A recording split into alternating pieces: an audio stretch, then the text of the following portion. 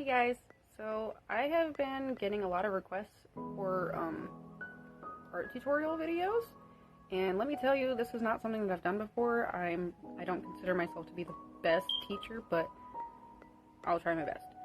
So, with that, let me begin. So here's the thing. If you're coming to me looking for a quick fix, let me tell you right up front that drawing well is not something that's going to happen overnight. That being said, it's also not necessarily a gift like so many people say that it is. Granted, it does come easier for others, but it's really just a skill that you learn like anything else. The gift, however, is the passion that you pour into it. And yeah, I know that sounds really corny, but I'm serious. If you have love for what you're doing and you pour that into what you're doing, it's gonna show. Like, people are gonna see that.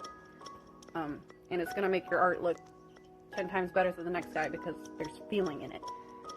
But, I want to try to teach you guys how to do this because I've gotten so many people asking me lately. So allow me to run down a few important things that you need to know before you even touch pencil to paper under my instruction. Drawing isn't just a, hey, look at this cool thing I did for me. It was and is a way of coping with traumatic events, and saying things without struggling to find words for my emotions. So that's what I'm going to be teaching here.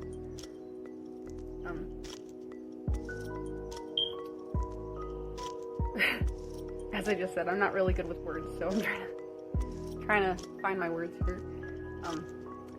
Keep saying sorry.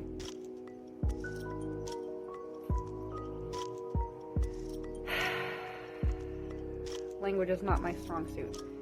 So, that's what I'm going to be teaching here. I'm teaching a coping method. I'm offering a place to silently pour your heart out into however you see fit. And then you can close the sketchbook afterward and leave the feeling inside the book instead of inside yourself. The fact that it looks awesome afterwards is just a bonus, really. Next, don't be discouraged if your art doesn't look that great to you at first. It takes a lot of practice in TLC. My first few drawings were blobbish and the anatomy was stretched out, and there's a lot of fiddling involved in this, okay? And that's honestly okay. Like, it happens. Think of it like chiseling away at marble. It's kind of the same concept. There's a lot of tweaking and going back and fixing things. Sorry. There's a lot of going back and fixing things and whatnot, so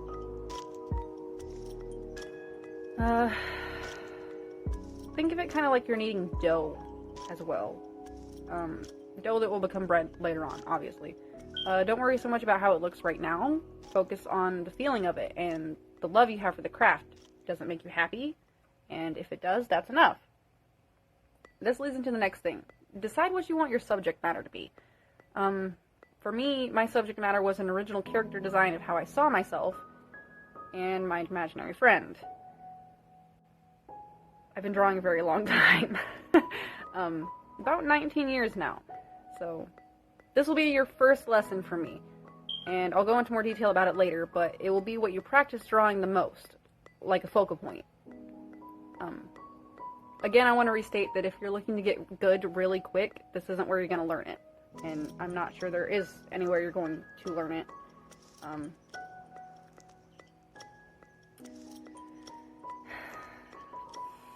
going to go into as much depth as I can with this because it is a very big piece of me that I'm going to try to share with you. I've also been drawing for 19 years, like I previously mentioned, and I've been drawing in anime style for at least 13 of those years, so do not let where I am in my skill set discourage your own. I've cried and erased and fought with this craft just as much. It can be a pain in the ass, but in the end, it's worth it. The only thing that kept me running with it was the fact that it made me happy to get my emotions out somewhere, and that I could look back on them later if I wanted to. Trust me, this will be tough, but I'll do my best to help guide you through the footsteps, and hell, I'll even take video suggestions and answer Q&As. I'll even draw things slowly for you to see my process. We got this. And for the most part, this concludes my introduction, and I hope to see you next time. where I'll crack open the sketchbook.